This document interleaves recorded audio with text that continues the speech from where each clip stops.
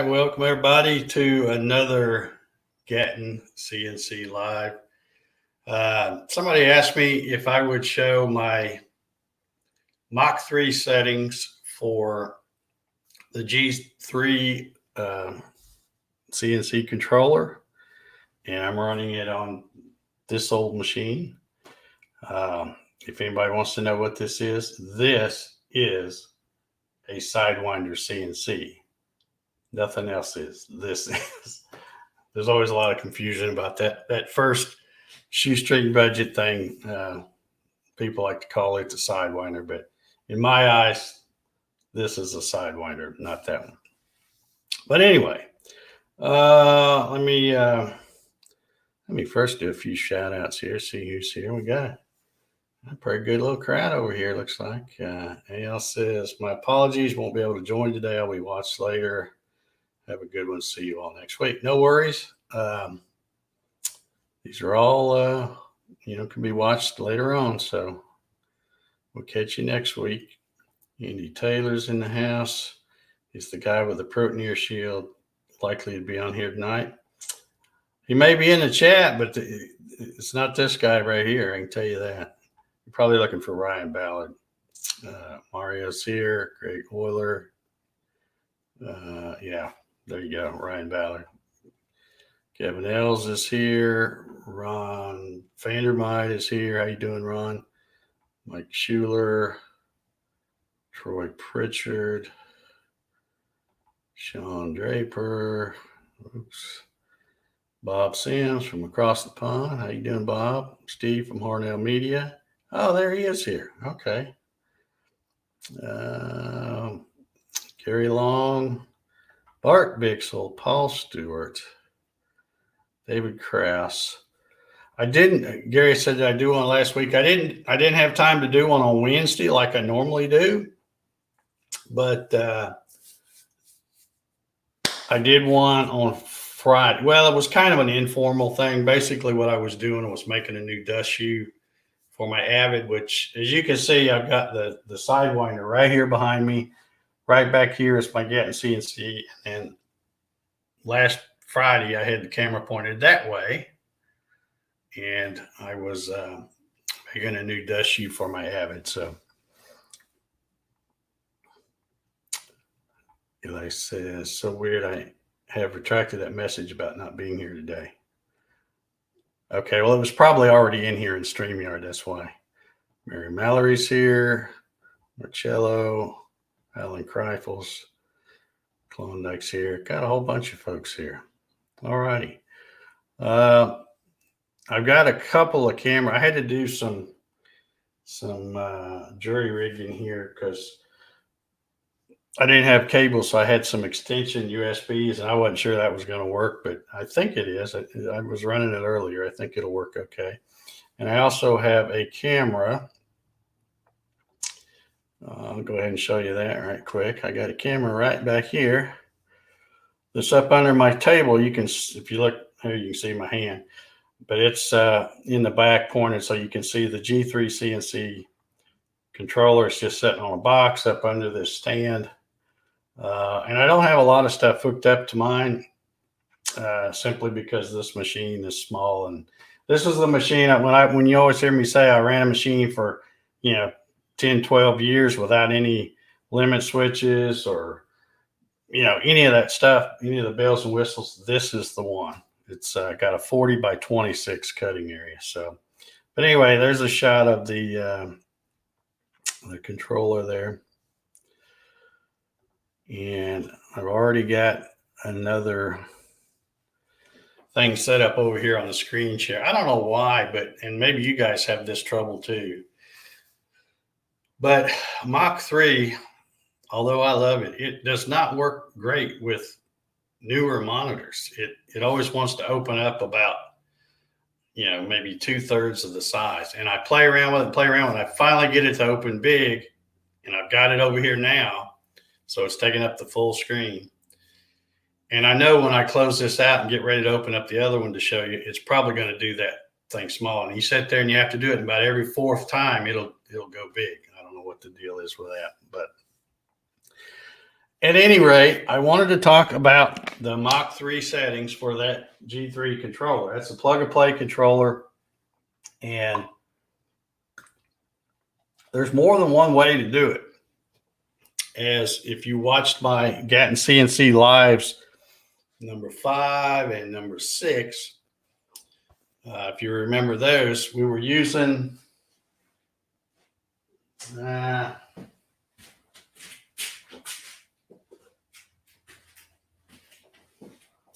two shows that I did using this board, which is very similar to the one that's in the G3 CNC. That was number 5 and number 6 of the Gatton CNC lives.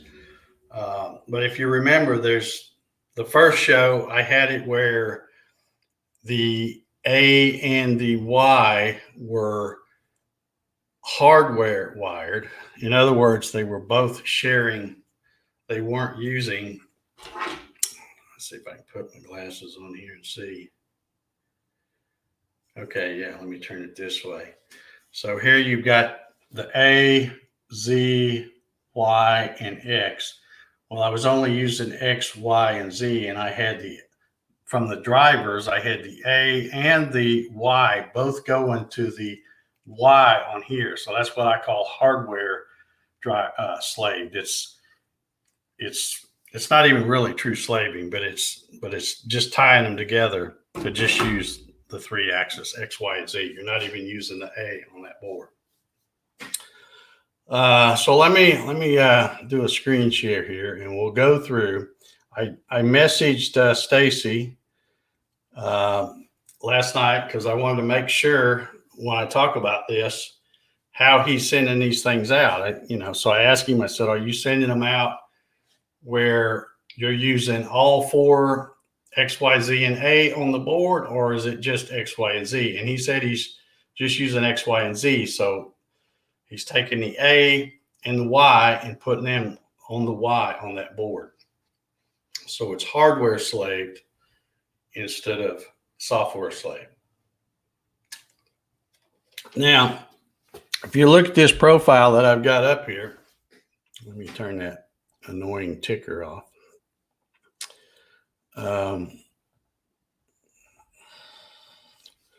When you look right down here, you will see that I've named this one G3 CNC Hardware Slave.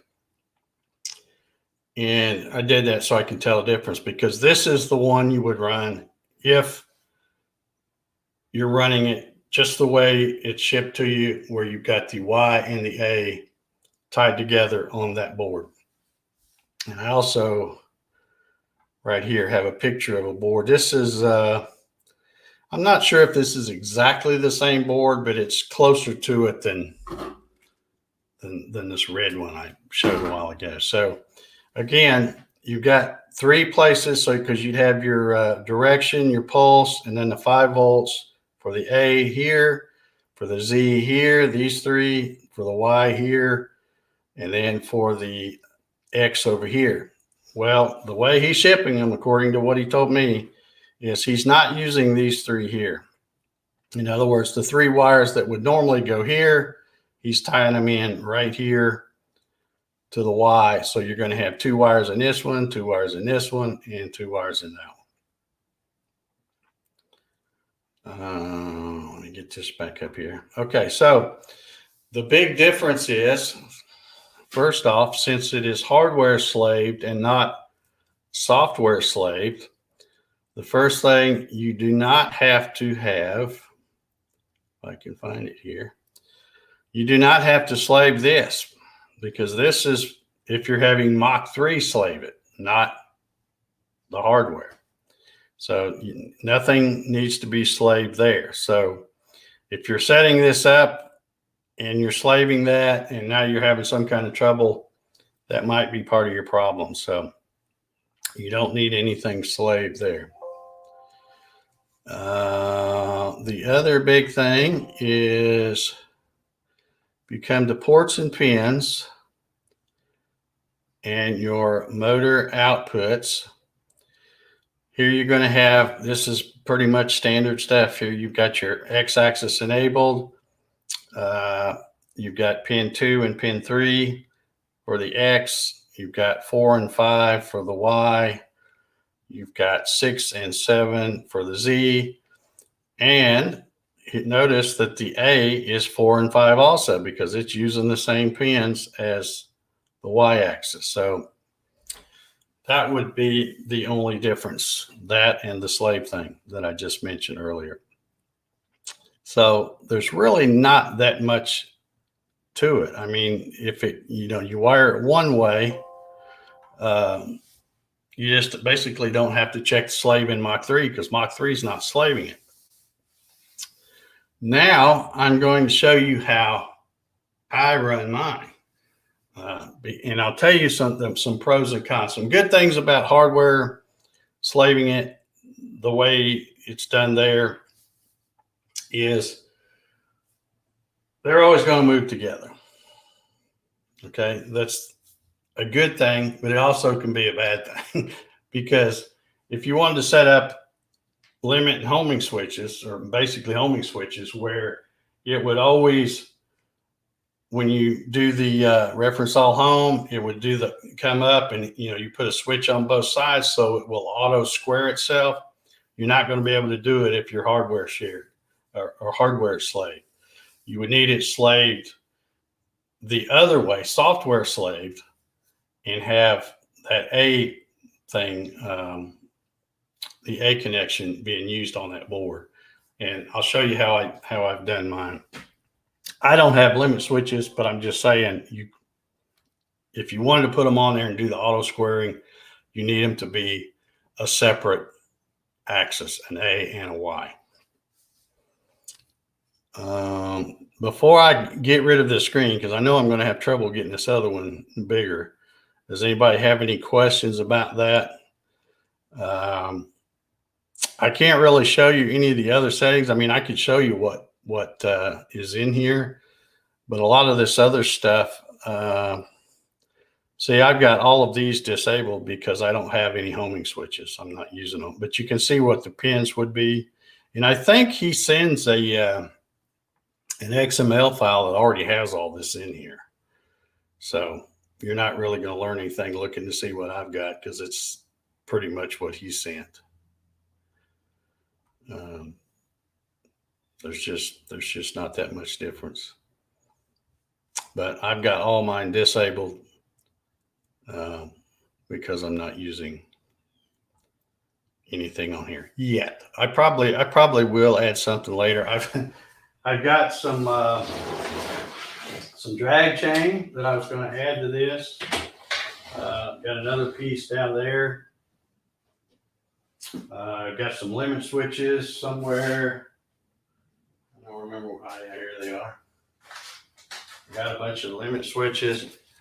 I just have not. Let me move this off of here.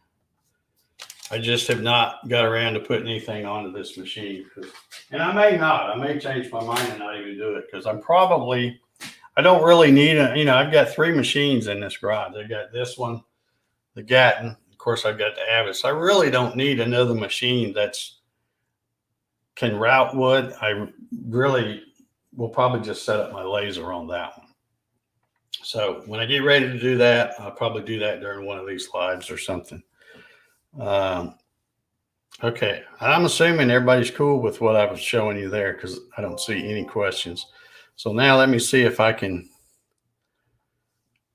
cross my fingers and stuff and see if I can get this to open up the other one and be big.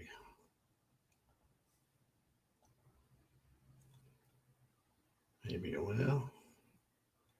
Nah, it's not going to. I'll go ahead and leave it over here. I'm not going to spend time trying to get it. Yeah, it always does. It always does this stuff. I don't know why it does that, but I think you can see it good enough. If anybody can't see it, let me know. I'll go back through and try to fix it. But anyway, this one is one where I do have, you notice I do have the A-axis slaved on this one, because this one isn't hardwire slaved. I've redone the board and put it the 3 wires that were tied in with the Y that should go to the A, I took them out and put them to the A where they belong. And then I slaved it through the software. Yeah, I always ask you if you want to restart. And then the other thing is on the ports and pins, like I said, you have 2 and 3 for the X, 4 and 5 for the Y, 6 and 7 for the Z, and then 8 and 9 for the A axis, and it's a separate axis. Just software slave and not. But I do want to show you some things here. This thing here, let me turn it on. And of course, no matter how you do it, and we've talked about this before, I've got one of these little things here. If you don't have one of these are pretty cheap. I think they're about $40, $35, $40. And they're really pretty handy. But like I said, using these USB type boards, whenever you go to jog, I got to be over here and click this screen. You cannot move more than one axis at a time like you can with the setup I showed you, where you're using a UC100 against with a C10 breakout board that has a parallel port connection. So you also kind of have to pause between the movements. You can't go too quick or it won't move. But these things are really great. I'm not sure. I think I've got a link probably down below in the description if anybody, because I got a whole bunch of stuff down there. If anybody wants to pick one of these up. The one thing I want to show you, that's another, oops, there we go. Let's see, Ron says, I'm having an issue where my Y motor spontaneously changes direction when jogging and it racks the gantry. Any thoughts? I think I remember seeing a video that you posted on Facebook. I think that was you. Now, here's the thing. If it's starting out going the right way and then just all of a sudden goes crazy and starts going the opposite way, that's probably a loose connection. That probably doesn't have anything to do with the settings, because settings are, it's either going to work or it's not. If it's working, starts out going the right way, and then all of a sudden it stops, you need to check your connections. You got a loose connection somewhere. Yeah, he says it's spontaneous. Sometimes it worked with A and sometimes it doesn't. Yeah, it's definitely a loose wire or a loose connection somewhere. But one thing I wanted to, yeah, that's one way to do it, Bob. But an easier way here is, and I wanted to show this. Let me see if I can get this stupid thing to. Maybe I'll get lucky. I go to general config, and you can see I've got auto screen enlarged, but I'll always go through and kind of toggle that off, toggle it back on, get this, and then let's see if I can get it to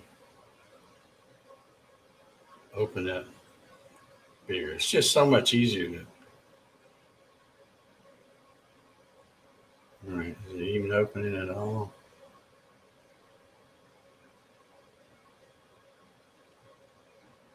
Oh, great.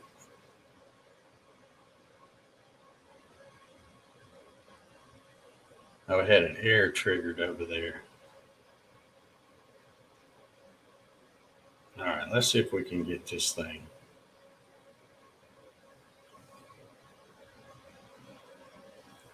Well, come on now. I can't even get it to open at all now. Great. That's great. Okay. I don't know what is going on here. I'll try again. If it doesn't, if I can't, oh, there it is. It finally popped up.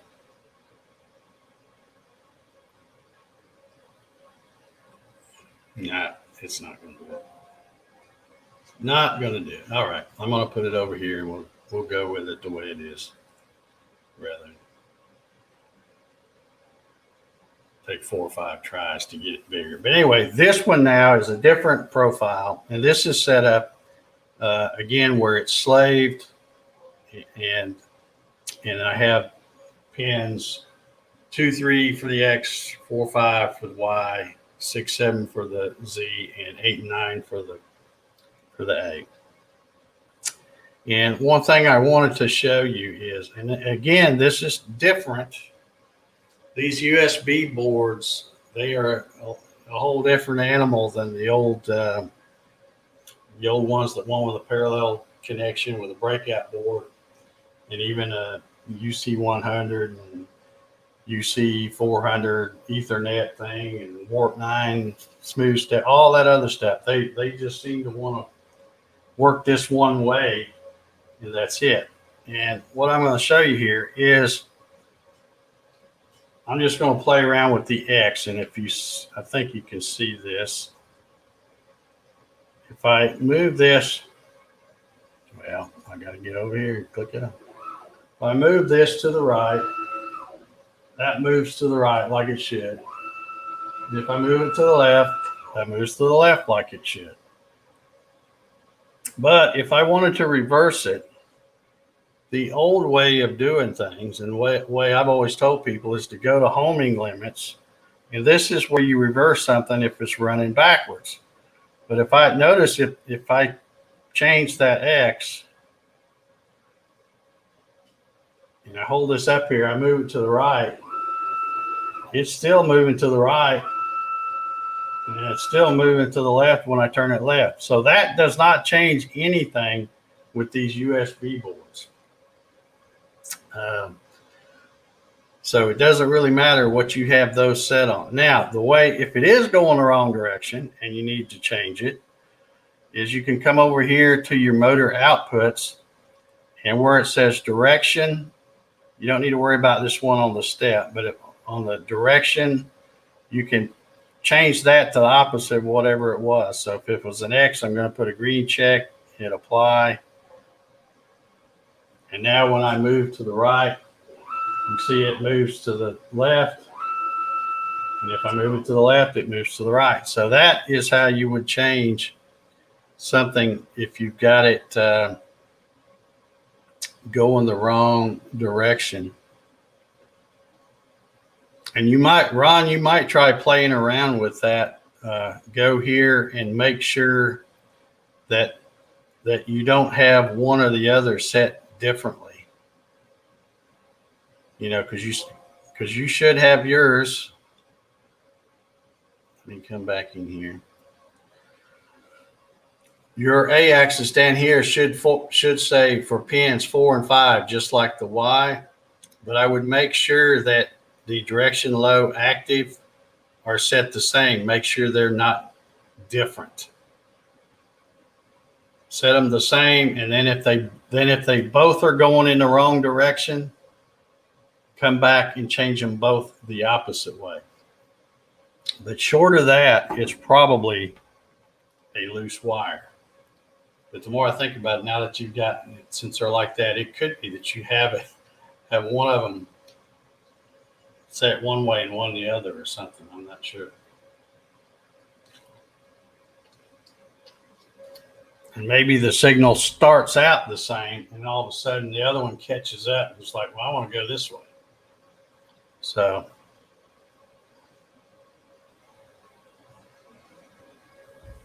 okay. Michael says, thanks, Dave. Been trying to figure that out for a week. Well, there you go. Direction wire to the stepper amp. Okay.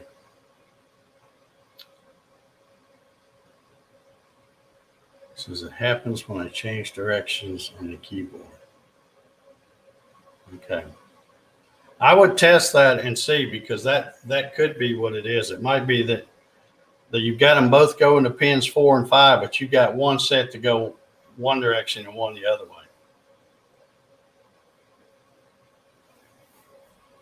And also, always check your connections. That's the easiest thing to do first. Is because normally when you've got 4 separate axes wired like the way I have this one, and a lot of times it'll either go the wrong way, or what happens is you'll move it to the right, it'll go to the right, and when you go to move it to the left, it still goes to the right. It's like it's stuck in one direction. It's like it doesn't have a reverse. All right, Al's got a question here. What happens to the X value when you move right when it's reversed? I think maybe reverse means where the high coordinate values. All right. Well, let's see what it does here. Let's see. Let me go back. Well, let's see if we've got it running right here. We'll zero this out. So everything's zeroed. Now if I move the X, and right now it's working correctly because I'm moving it to the right, and it's moving to the right, and the X on the DRO is going plus, which is what it's supposed to do. And then when I run it back this way, you can see it's going to the negative direction, as it should. Now, if I come back here and change that to where it will run backwards. Now if I move it to the right, it moves to the left.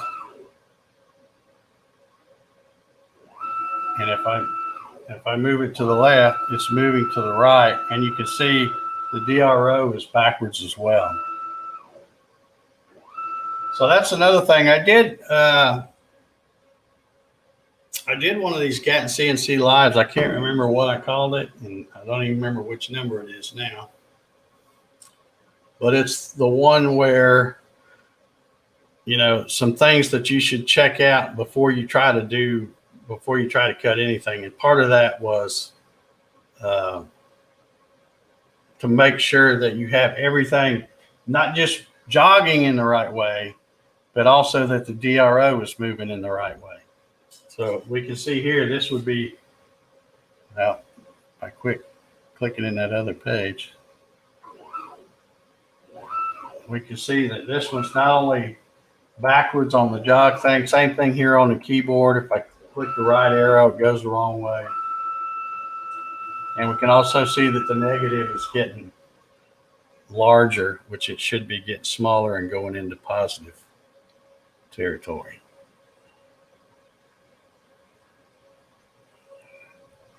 But with these USB boards, that's the only way you can get them to go the other direction. It's switching that reverse thing that I show you that normally works on all the other kinds of setups doesn't work with these.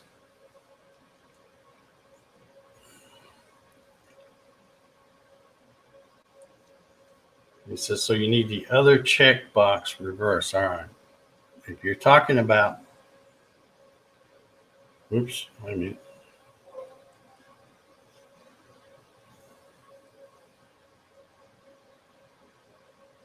Oh, okay. I see what he's saying. Yeah, let's test that theory. Homing limit. I'm having trouble seeing because I'm staring straight into that light right there. Okay, so let's go back and check this. And then we'll come back and change this one as well and see if we get a different result. Let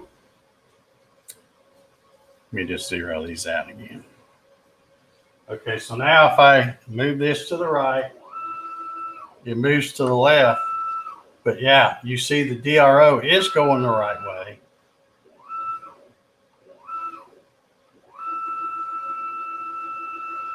So that will help you get the DRO straightened out if it's backwards. Now let me change that back before I mess around and forget. Okay, so now if I move it to the right, DRO is still correct because of the box in the homing software or soft limits page. And now it's moving right here.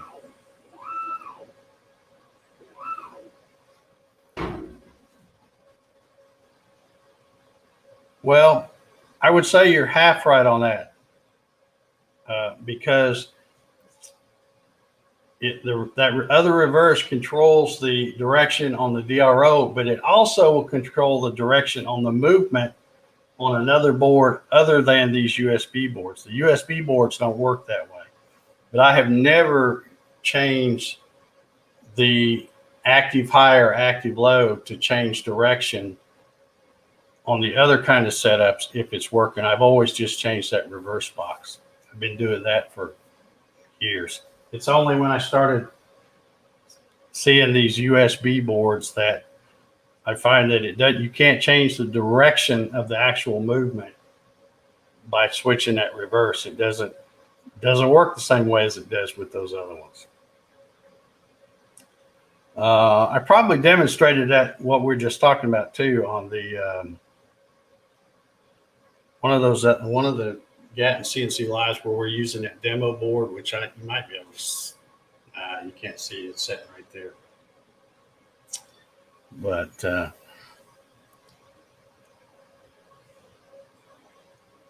okay. Ron says it's the same on 2 different laptops and my pendant, same behavior. I'd almost be willing to bet that it may be what I mentioned a while ago, that you may have one of these may have an X and one of them may have a check, but yet they're going to the same pins. That's what I'm kind of thinking now. And again, if it's not that, then it's definitely a loose wire, but it would seem weird that a loose wire would do the exact same thing with 2 different laptops and a pendant.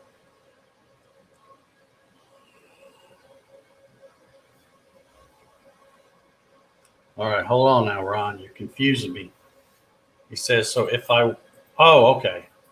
I didn't see the word not in there. So if I want to not have my hardware slave, I would move the wires from the A stepper to the first 3 terminals on the board. Well, yes, but it's not from the stepper. It's coming from that A driver. You'll have 3 wires. You'll have for this example, you'll have an AD, which is for direction. You'll have an AP, which is for pulse, and then you will have a 5-volt. So you would take those 3, because right now, if you open up the top on that thing and look in there, they're going to be stuck in the same thing where the Y is. You're going to have 6, 2, 2, and 2. So, oh, no problem. I've been doing this a long time, and I still call things the wrong thing. You can ask anybody because they usually straighten me out on it. Go, oh, no, you said this, and it means that. Yeah. So if you wanted to do that, you could put those. Now here's one of the reasons why. And again, Ron, if you go back and look at the Gatton CNC Lives number 5 and number 6, but particularly number 5, because that's when I was doing the one for this board. And I was saying on there that, hey, it will not work software slave. You have to do it hardware slave. And then I had people that commented after the fact, and they go, you're nuts. It'll work that way. And then I thought, well, wait a minute. Why are that many people telling me I'm nuts? It must work if. But I couldn't get it to work for the life of me. I tried everything. And then all of a sudden I thought, well, let me try switching up a driver. So I went and got a drive, and I don't mean a driver that you connect the wires to. I'm talking about a software driver like the RNR motion file. So I put a different one in, and lo and behold, it worked. So I'm thinking, okay, so those guys were right. You can software slave it. I just had a funky driver installed for that board.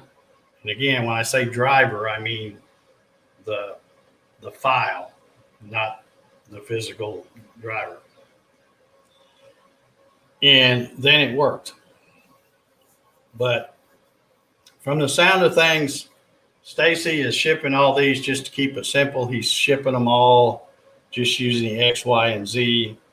And then that way, if they do get a hold of the driver that doesn't work right, it will work right with them wired that way. But like I said, if you want to install homing switches and have it auto square, and that's probably, it's not that big a deal on here, because here's how I auto square with this thing. Let me get.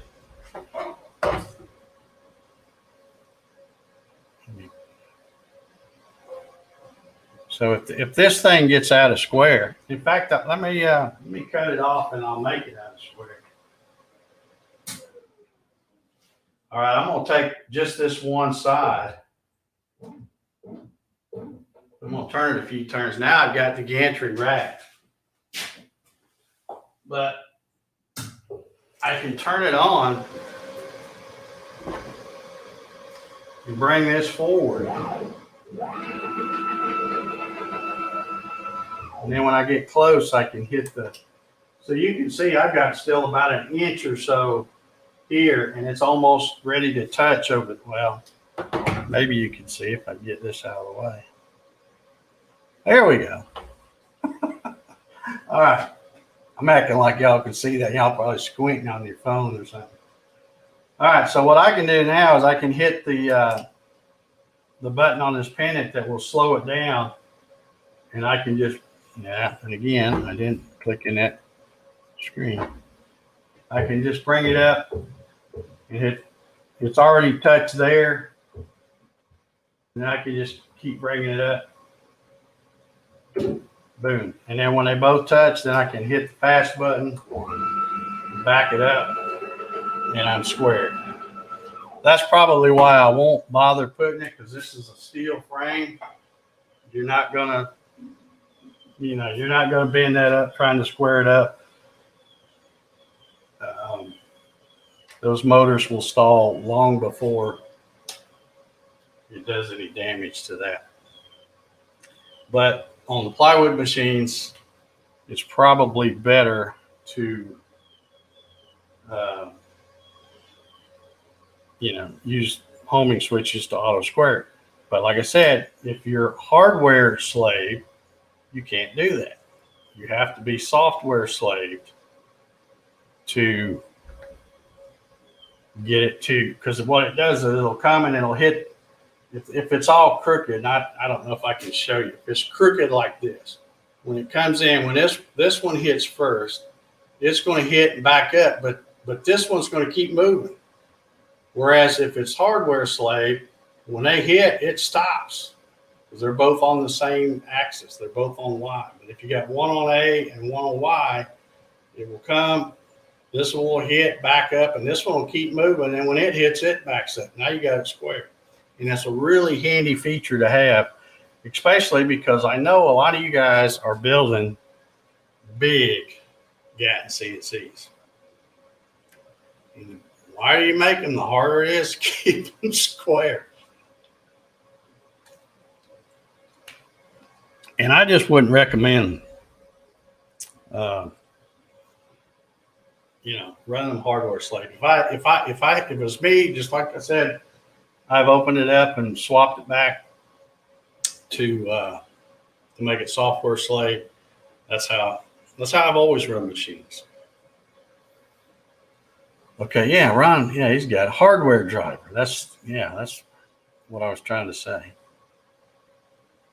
Well, it says Stacy has been great to work with. We even tested another driver motor, same result. Yeah.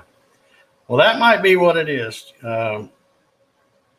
Check see if you got an X in one and a plus in the other.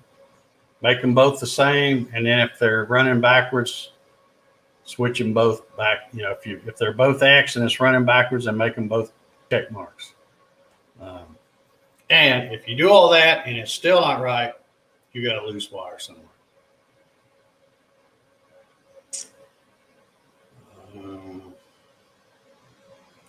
All right, how long have I been on there? Yeah, almost 45 minutes. Anybody got any questions about anything? This, let me show that picture again. Let's see.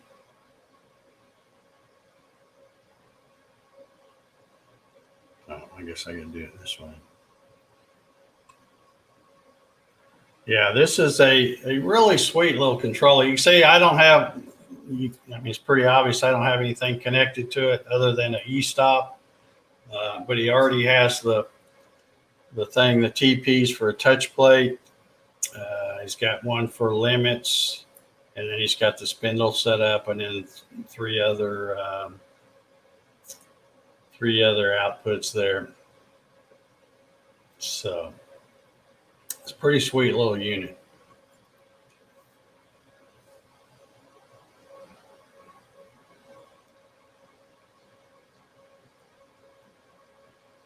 So if nobody has any other questions or comments,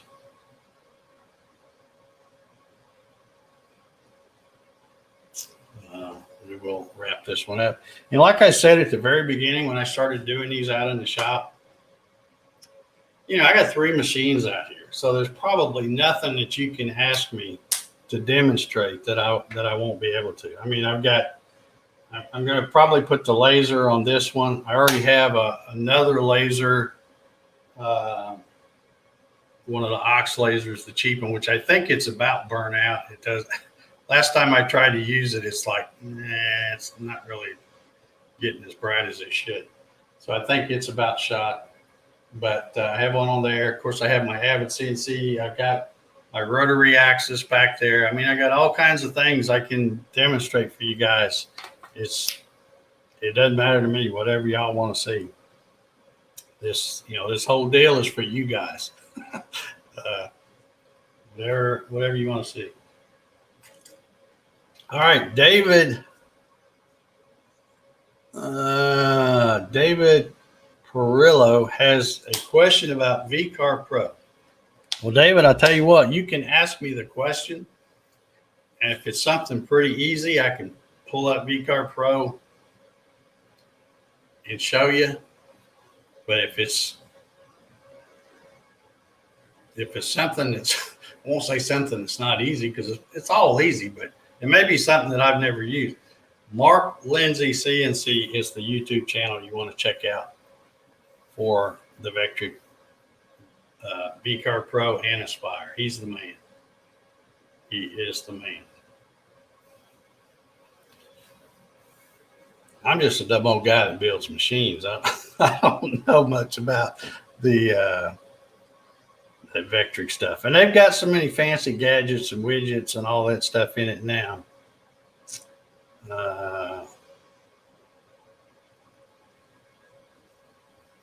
It says, how would you align the 2 switches so that when they both stop, the gantry is indeed square, so you have some tuning mechanism for the position? Well, the best way to do it, if I was going to put them on this machine, I've got this little flange right here, because this is like a formed, I think this is 11 gauge. It's pretty stout. It's 1/8 thick. And I've got about a 1-inch flange on both sides here and on the back. So if I was going to put switches to use for squaring it up, I would probably make a plate and then have instead of having holes, I would have slots in them so that I could, let me get your comment out of the way, so that I could put the limit switch on there, and then I could either move it forward or move it back. Because that's, you can't just slap limit switches on there and go, okay, I'm going to hit it and that'll be square. They have to be right. So they have to be adjustable. On my Avid CNC, it uses proximity switches. And so it's just got the the switch is mounted to the upright on the gantry, and then you just have a bolt in the front on each side. So, you know, when you set it up, you can take like a little block or, you know, something, as long as, you know, like say a piece of 1/2 inch HDPE or something, stick in there and adjust it and put it on both sides. And then that way, when it comes, assuming the switches are the same, which they should be pretty close, you know, it'll hit and then back up. You know, I don't say hit, but they get turned on and then they back up. And then you can take something and measure the head of that bolt. So you know, you got to have something that you can adjust so that, you know, because you just get lucky if you hit it, you know, just put holes and happen to hit it just right. Yeah, I think you get what I'm talking about now.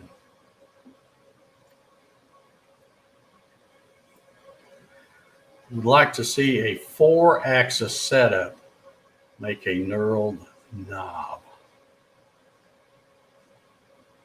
I don't really think you need a 4-axis setup, because as I always mention, you know, a lot of people always say, well, I need a 5-axis because I want to use my rotary axis, and I'm using 4-axis for, or you're actually using, it's still a 3-axis machine, even though it's got 4 stepper motors, but you're still only using X, Y, Z, and then A would be the 4th one.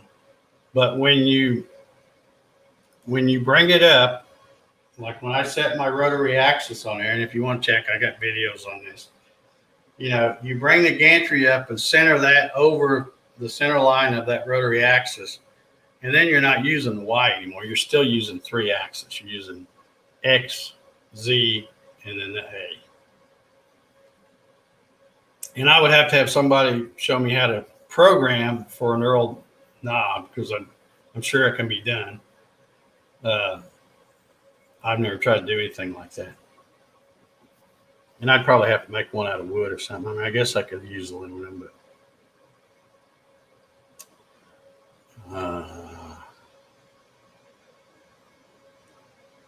yeah, I think we asked or answered anything, because I'm the wrong guy to ask about a Protoneer. I can tell you that right now.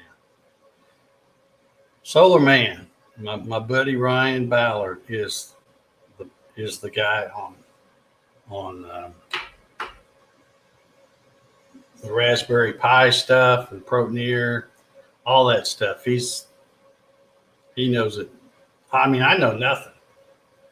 And if I was going to build one like that, I would be going to him and say, hey, how do you do this? Or I'd probably just get him to build me one, because I don't know how to do it. And I've just never have. I had a Raspberry Pi and the Pro. I bought all that stuff. I was gonna do it, and then I messed around. It's like a lot of things. I buy it and set it around, and I never use it. And I had it for a while, and then I finally thought, well, it's just collecting dust. I might as well give it away as a prize. And if I'm not mistaken, I think Rob Schuster's the one that ended up with that. All right, guys, I think I probably babbled on enough here. Like I said, if you want to see me demonstrate something, put it down below in the comments. I'll check on the knurled knob. Maybe I'll set up. The only bad thing about trying to demonstrate something with that rotary axis on a live is it's not fast. It's kind of like 3D carving. You know, I'd have to do a bunch of it ahead of time, because nobody wants to sit here and watch something. I don't know. Maybe I could do it fast enough. I'll have to look at it and see.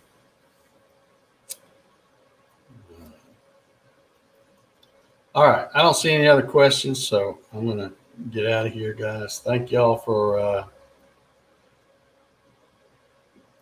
tuning in. I appreciate you. And I guess I could have turned that noisy thing off. One thing about that, he's got such super duper fans in that thing. It's loud. You hear how quiet it is now since I've turned it off. But anyway, thanks for tuning in today, guys. Ron, I hope that takes care of your problem. Like I said, if it doesn't, then I would try to hunt down a loose wire and see. All right, I'm going to get out of here. Thanks again, guys. Everybody have an awesome Wednesday, and we'll see you next week.